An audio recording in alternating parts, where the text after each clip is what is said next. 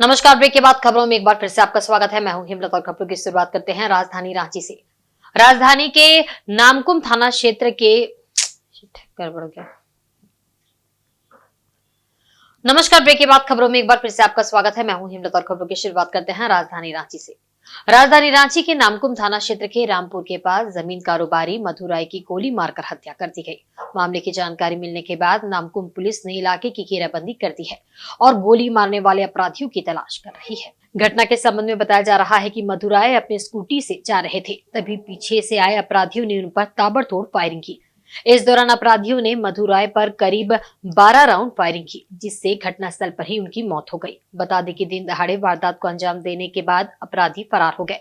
वहीं मामले की जानकारी मिलते ही पुलिस घटनास्थल पर पहुंची और मामले की जांच में जुट गई। आशंका जताई जा रही है कि जमीन कारोबार से जुड़े विवाद में मधु राय को गोली मारी गई है, लेकिन अब तक इसके पीछे का असल कारण सामने नहीं आ पाया है। फिलहाल पुलिस सभी बिंदुओं को ध्यान में रखकर मामले की जांच कर रही है।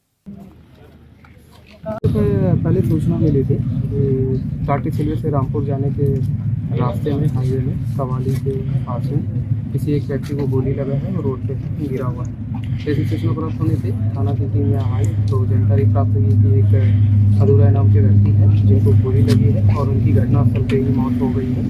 हम लोग अगले तरह अनुसंधान इसमें कर रहे हैं और जल्द से जल्द जिनके द्वारा भी गोली मारा गया उसको हम लोग पकड़ेंगे। कुछ अब तक पता चला सर कितनी की संख्या में अपराधी थे? नहीं, अभी इस चीज़ के बारे में नहीं पता चला है, बहुत प्रारंभिक है तो हम लोग इसकी जांच कर रहे हैं। जांच उपरांत जो भी आएगा हम लोग आपको अवगत कर देंगे। ठीक है, ठीक है। वहीं उड़ीसा के महामहिम राज्यपाल रघुवर दास 3 दिवसीय दौरे पर जमशेदपुर पहुंचे। वे चार्टर प्लेन से जमशेदपुर के सोनारी एयरपोर्ट पर पहुंचे, जहां उनका बीजेपी कार्यकर्ताओं ने गर्मजोशी के साथ स्वागत किया।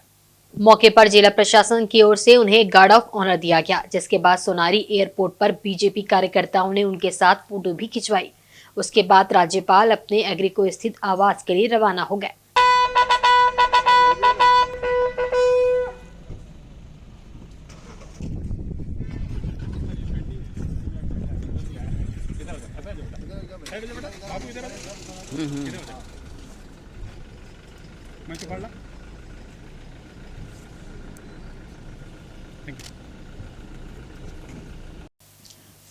जमशेदपुर महानगर भाजपा के द्वारा सदस्यता अभियान को लेकर मानगो के हनुमान मंदिर में जिला स्तरीय कार्यशाला का आयोजन किया गया, जिसमें राज्यसभा सांसद दीपक प्रकाश, जमशेदपुर पूर्व की विधायक पूर्णिमा साहू के साथ साथ कई नेता शामिल हुए।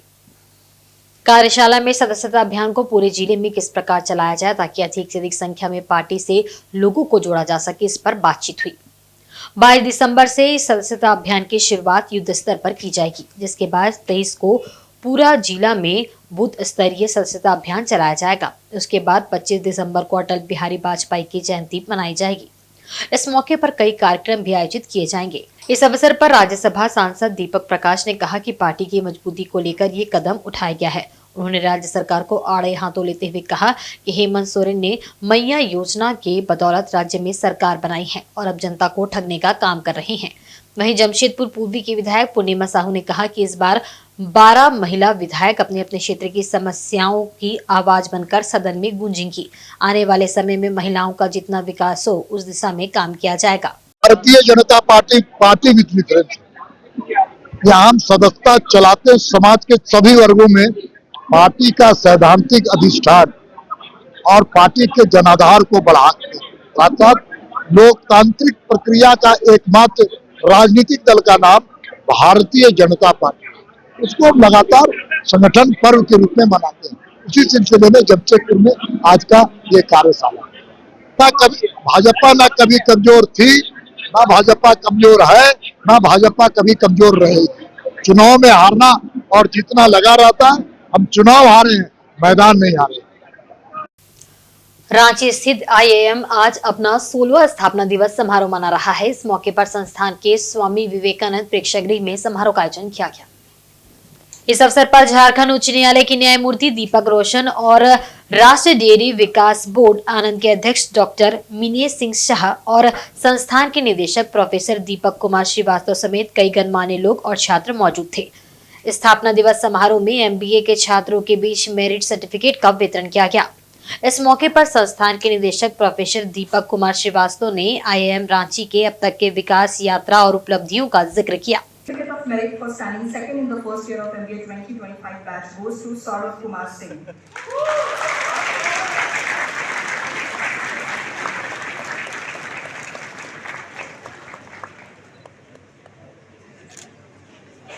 Certificate of Merit for standing third in the first year of MBA 2025 batch goes to Bhavan Dhingari.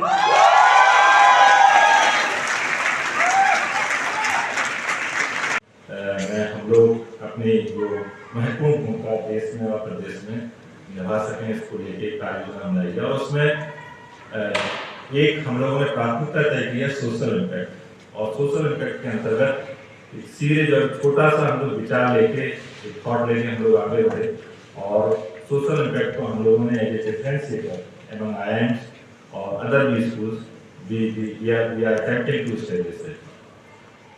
इसके साथ साथ हम लोगों ने सोशल इम्पैक्ट को क्लासरूम में ले जाने का प्रयास किया है।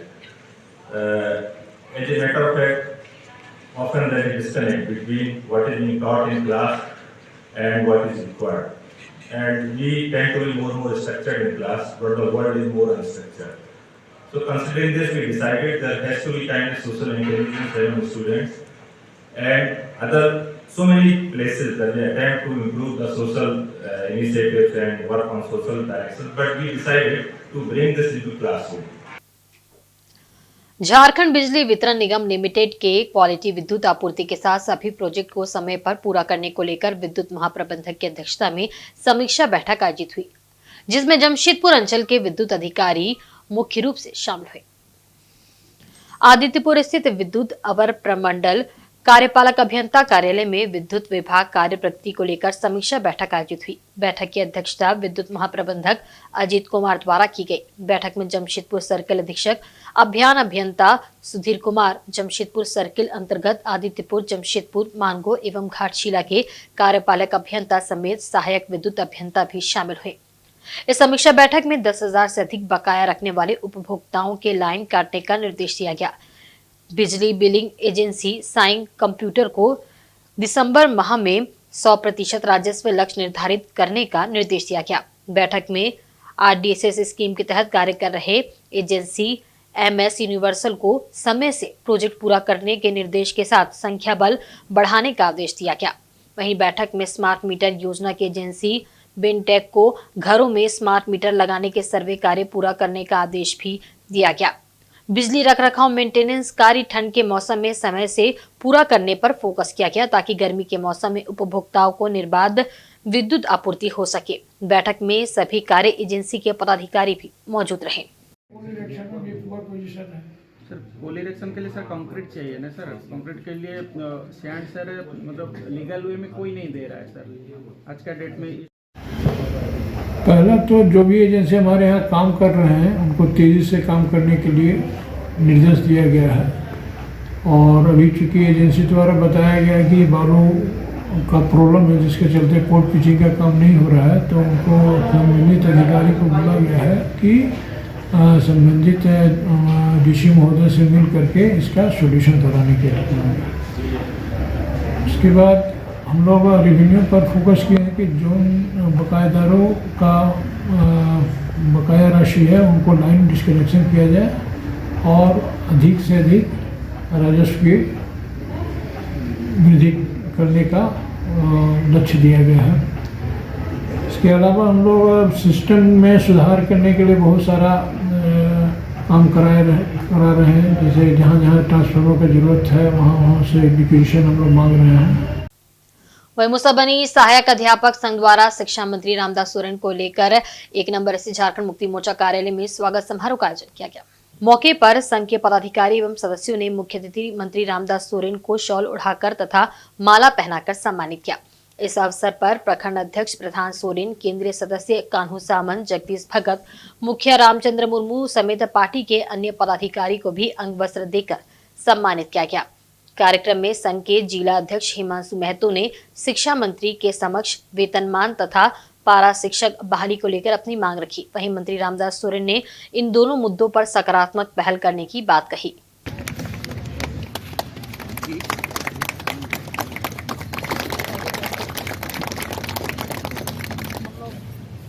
स्वागत करते हैं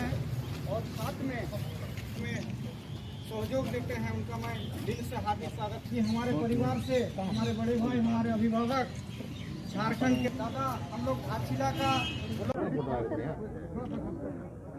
परिवार से हम लोगों के बड़े भाई अभिभावक के रूप में सूबे के शिक्षा मंत्री रामदास दा हमारे बीच आए। हम लोगों ने स्वागत किए और हम लोगों ने विचार विमर्श रखा और विचार विमर्श के दौरान हमने स्वागत करने के बाद दादा को यही कहे कि दादा आप ही का हाथ में हमारा सूबे का सभी पारा टीचरों का कल्याण होगा। आप वेतनमान के रूप में सभी पारा शिक्षकों को दे दें और 26,000 जो मामला अभी कोर्ट में है माननीय उच्च न्यायालय में, वो भी आप झारखंड सरकार की तरफ से उसको रिमाइंड करा के जल्द शिक्षकों की बहाली लें और बाकी जो भी बच्चे हैं सभी को वेतनमान के रूप में दीजिए, क्योंकि आपकी सरकार सब कुछ दिया, एक ही बात खाली बचा है वेतनमान। आप वेतनमान दीजिए, हम सभी खुश हैं और रामदास दा के प्रति हम सभी ने आभार व्यक्त किए। उन्होंने भी आश्वासन दिया कि मैं इस पर शीघ्र ही काम करूंगा और वेतनमान दिलाने के लिए विभागीय बैठक जल्द करूंगा। क्योंकि वेतनमान की बात है, ये जब मेरा इस विभाग का पहली बैठक हुआ, उस पहली बैठक में भी ये मेरे संज्ञान में आया है। आज इसके साथ साथ क्षेत्रीय भाषा का भी बात आया, जिस पर सरकार का एक निर्णय है, हमें क्षेत्रीय भाषा से 10,000 शिक्षकों को बहाली करने का प्रक्रिया शुरू है और हमारी इस राज्य में 26,000 शिक्षकों का मामला जो सुप्रीम कोर्ट में है, डिसीजन हो चुका है, लेकिन उस डिसीजन, उस निर्णय का अभी नहीं मिला है और जैसे ही निर्णय आ जाता है, और मुझे लगता है कि बहुत जल्द डिसीजन हो चुका, तो निर्णय देने में ज़्यादा विलम्ब नहीं होना चाहिए मेरे उम्मीद से। लेकिन माननीय सर्वोच्च न्यायालय को तो हम नहीं कर सकते हैं, इसलिए मैं आशा उम्मीद ही कर सकता हूं कि बहुत जल्द उसका निर्णय आएगा और 26,000 शिक्षकों की बहाली होगी, जिसमें 50% जो है 13,000 पारा शिक्षकों का उसमें मौका मिलता है और आने वाला उसके बाद ही हम इन लोगों का जो मानदेय है, मानदेय पर मैं विचार करूंगा, क्योंकि 13,000 आएगा ना। और पोटका में कोवाली थाना प्रभारी धनंजय कुमार पासवान द्वारा कड़ाके की ठंड को देखते हुए हल्दीपोखर के नवदीप नगर के 80 परिवारों के बीच सोशल पुलिसिंग के तहत कंबल का वितरण किया गया। कंबल वितरण से पहले गांव के युवाओं, बच्चों एवं बुजुर्गों को थाना प्रभारी द्वारा शराब मुक्ति को लेकर आह्वान किया गया, जिसके तहत शराब मुक्ति को लेकर उपस्थित लोगों को शपथ दिलाई गई एवं थाना प्रभारी धनंजय कुमार पासवान ने कहा कि सभी युवा रोजगार की दिशा में आगे बढ़े, हम उसके साथ हैं। जहां भी दिक्कत होगी हम मदद करने को तैयार है, मगर एक शर्त है कि आप शराब का त्याग करें, समाज के विकास में आगे बढ़े। शराब से परिवार का नाश होता है, कम उम्र में ही बीमारियों के कारण लोगों की मृत्यु हो जाती है, इसलिए शराब को ना कहे और गांव को विकास और उन्नति की ओर ले जाए। उन्होंने आह्वान किया कि यदि आप पूरे गांव को शराब मुक्त करते हैं तो हम सहयोग के लिए हमेशा आपके साथ खड़े रहेंगे। साथ ही बच्चों की पढ़ाई लिखाई पर विशेष ध्यान दें, बीच में ड्रॉप आउट ना हो। यदि पढ़ाई में किसी तरह का सहयोग चाहिए होगा तो हम उसके लिए तैयार है। चंचला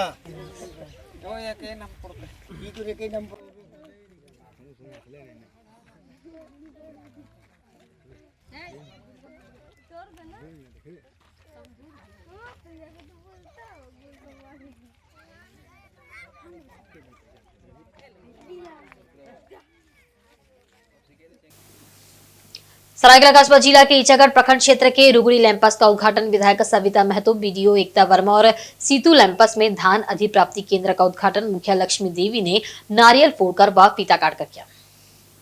इस अवसर पर विधायक सविता महतो ने रुगड़ी लैंपस में किसानों का धान वजन कराकर धान अधिप्राप्ति का शुभारंभ किया। उन्होंने लैंपस गोदाम का भी निरीक्षण किया। विधायक ने लैंपस कर्मियों व बीडीओ को निर्देश देते हुए कहा कि धान अधिप्राप्ति केंद्र में धान बेचने के लिए किसानों को प्रोत्साहित करें और अधिक से अधिक किसानों का कैंप लगाकर निबंधन कराएं ताकि किसानों को औने पौने दामों में बिचौलियों के हाथों अपना धान बेचने से बचे। वहीं प्रखंड विकास पदाधिकारी एकता वर्मा ने कहा कि आज विधायक के हाथों धान अधिप्राप्ति केंद्र का विधिवत उद्घाटन किया गया। उन्होंने कहा कि ईचागढ़ प्रखंड में 3 अधिप्राप्ति केंद्र रुगड़ी, सीतू, लेपाटान का संचालन शुभारंभ हो गया। उन्होंने कहा कि 2300 रुपए प्रति क्विंटल एवं 100 रुपए कमीशन के तौर पर किसानों को भुगतान किया जाएगा। 50% राशि पहली किस्त के रूप में व अंतिम राशि बाद में भुगतान किया जाएगा। मौके पर बीसीओ राजकुमार रजक, बसंत कुमार राय, मुखिया विपिन सिंह मुंडा आदि उपस्थित थे। सभी लोगों को जोहार। आज ईचागढ़ प्रखंड में धान अधिप्राप्ति केंद्र का उद्घाटन किया गया विधायक मैडम के द्वारा और यहाँ पर पूरे प्रखंड में 3 ऐसे धान अधिप्राप्ति केंद्र बनाए गए हैं। पहला तो रुगड़ी में, दूसरा सीतू और तीसरा हमारा लेपाटान में। तो मेरा आग्रह रहेगा सभी किसान भाइयों से कि वो ज़्यादा से ज़्यादा संख्या में अपना रजिस्ट्रेशन यहाँ पे कराएं और जो भी धान है वो यहाँ पर दें लाकर और बिचौलियों के चक्कर में नहीं पड़े। जितना धान का मूल्य है मैं आपको बता देती हूँ, 2300 रुपये क्विंटल धान का जो रेगुलर धान है उसका मूल्य है और साथ में 100 रुपये का बोनस भी है और जो ए ग्रेड धान है उसका दाम 2320 रुपये है। तो मेरा आग्रह रहेगा कि आप यहीं पर आकर अपना धान दें और बिचौलियों के चक्कर में बिल्कुल ना पड़ें। और आज के बुलेटिन में बस इतना ही। कल फिर हाजिर होंगे कुछ नई खबरों के साथ। तब तक देखते रहें झारखंड न्यूज। नमस्कार।